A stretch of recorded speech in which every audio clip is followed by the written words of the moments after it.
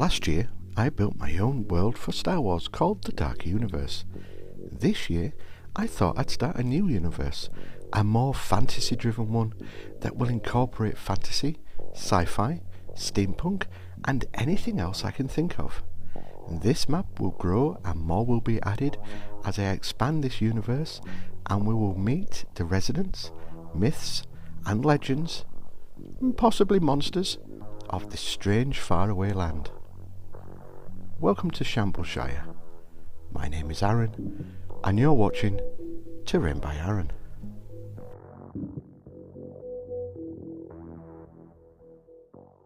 Now then, this is going to be interesting. I have these two kits. I'm going to kit bash into some heavy artillery getaway vehicle. And since this is a Shambalshire project, story time! And just like our world, the Shambalshonians like to watch movies, and the two biggest action heroes of Shambalshire's silver screen are George Coffey and Brad Goodlooking. They both were megastars for many years, but time waits for no goblin or rabbits in Shambalshire, and soon they found their star appeal slowly dwindling.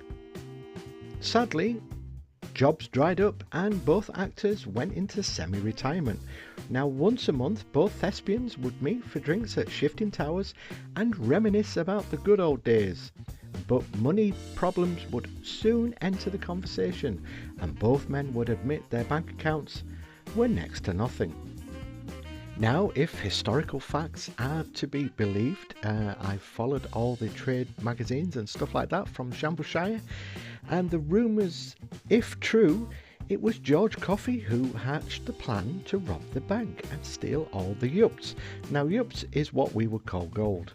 After months of planning, both semi-retired actors who had been voted Shambalshire's most sexiest pelopods, that's men to us. Alternatively, for 10 years, Brad Goodlooking would say, did the heist. Sadly, there isn't any photographic evidence of how the heist went down, but I'm going to try and recreate it with this kit bash, so I best start scratching that build. First, I'll release lots of tiny bits of plastic from the sprues. I do believe this model kit was some sort of underwater submarine thing. It's not going to be underwater when I finish with it. Even though I read the destructions twice, I still got this bit wrong. And if people were to actually sit down and watch a full-length video without any edits, you would see me make these kind of gaffes every single second of the day. I think everybody now knows that you're a bit of an idiot. Let's move on. There's nothing really much to stick onto this apart from that bit there.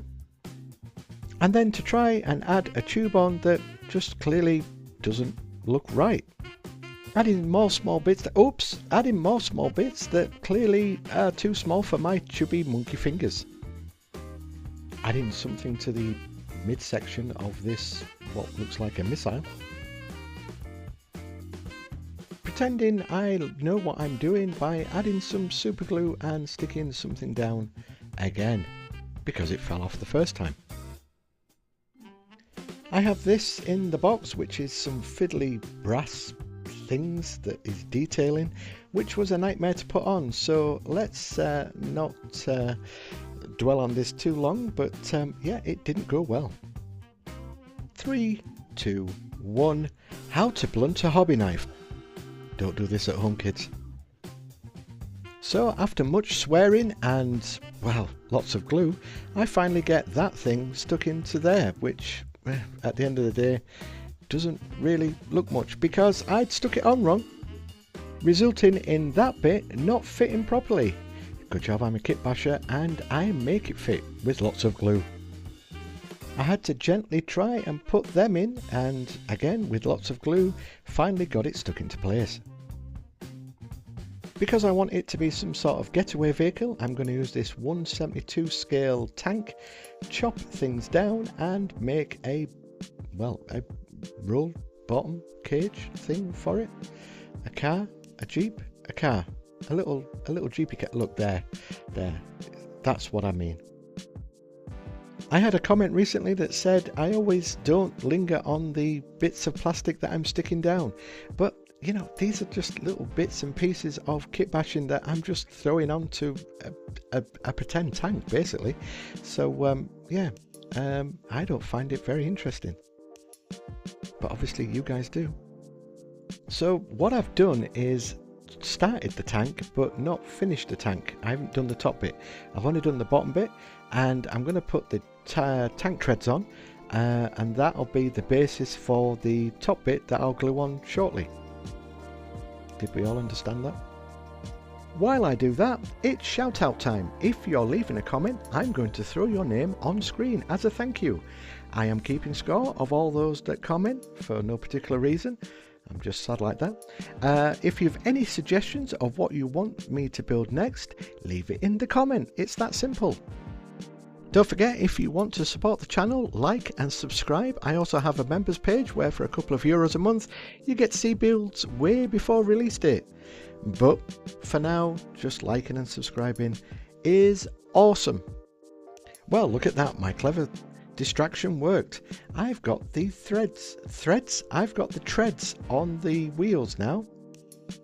All that's left to do is to glue the top bit to the bottom bit, and then two become one. Copyright Spice Girls. And for those people that don't know, that spray can I'm spraying, no, I'm not trying to make it smell nice. That's actually a glue activator, just to make the super glue stick on. Well, it's supposed to make the super glue stick on faster.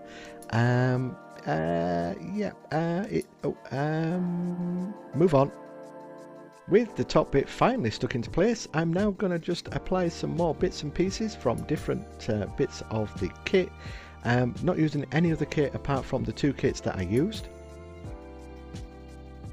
Alright, I lied. I'm going to use some of these guns that I was gifted by Cynical Mank. He sent me a care package a month ago now or so, and I just thought it needed some shooters, and there are the shooters going in place. And in that stuff that Cynical Mank sent me was some of these plastic piping that I thought was quite interesting, that I'm just going to glue just like that, so it looks like they're interconnected somehow.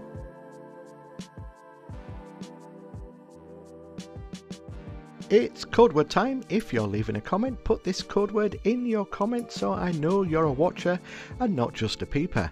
And the code word is Gold Yups. Let's see you put that in a comment. So as with any other kit bash, I'm just going to use some bits and pieces of the plastic and just build it up. Now I'm making just like a trailer for the gold that's they're going to steal from the bank. Now for the gold, I'm going to use these. It's bricks basically, scaled down bricks, obviously, because normal bricks would be too big. And yeah, I questioned life choices when I started this bit, because it took ages for me to paint each individual gold bar, and like a spud I did that. And before I get any smart ass comments saying, oh, you should have put something in there first and then built the bricks around it, I know that now. I just was happy place at that moment in time until I wasn't in a happy place because I was sick of seeing all these bricks.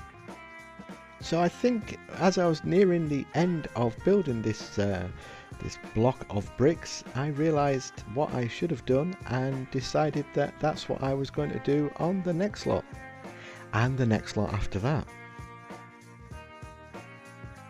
Those orange things came from the care package that was sent by Cynical Mank, and I'm just going to put them down at the bottom because by this time it was too late in the morning and I was kind of getting fed up with trying to kit bash things together.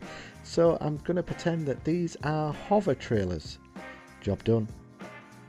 I push all the model bits to the side and get to making a base. Now this is going to be a base that is going to be quite big, so XPS foam, always make sure that you're using a sharp knife when cutting this XPS foam, because it blunts these blades faster than Move on. I break out some of the foam board. This is, I think, around about 2 to 3 mil in width, and I'm just going to stick them on to make steps. So I'm just offering everything up to the XPS foam just to make sure that I've got everything in the right scale, well, not scale, but the right size, because as most people or viewers know of this channel, I don't really do measurements. I just eyeball everything. To make the blocks or the tiles on the foam board, I'm just going to use a sharp pencil and just score lines into it. I just find using a pencil which is a little bit sharp a lot easier to do, because it makes the cracks in the foam board look even better. And then using some tin foil I acquired from the other half. She wanted to know what I was using. She thought I was cooking a chicken in the man shed, which is highly impossible, because yeah, I do know how to cook, but why would I want to cook a chicken? That's her job. Oh, I'm going to get so many comments for that one. Before I get the hate mob knocking at the door, I'm just using the tin foil just to texture the tiles. And once that is done, I'll just hot glue that into place. Every bank has a vault door, and I'm using a Pringles lid just to trace around it to cut it out to make the vault door. I then repeated the same process on the back of the XPS foam for the vault opening, which is going to be glued into place very shortly. I found this tank wheel in a bit box. Yes, alright, another thing that didn't come from these two kits, but I thought it looked cool as the vault door handle thing. And then I cut down some sprues and just stuck them down just to make it look more vaulty.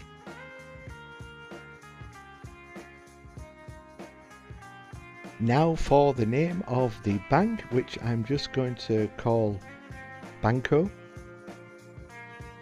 Because this is a Shambalshire bank, it's going to be different to the sort of normal banks we see, so we're just adding texture to the XPS foam.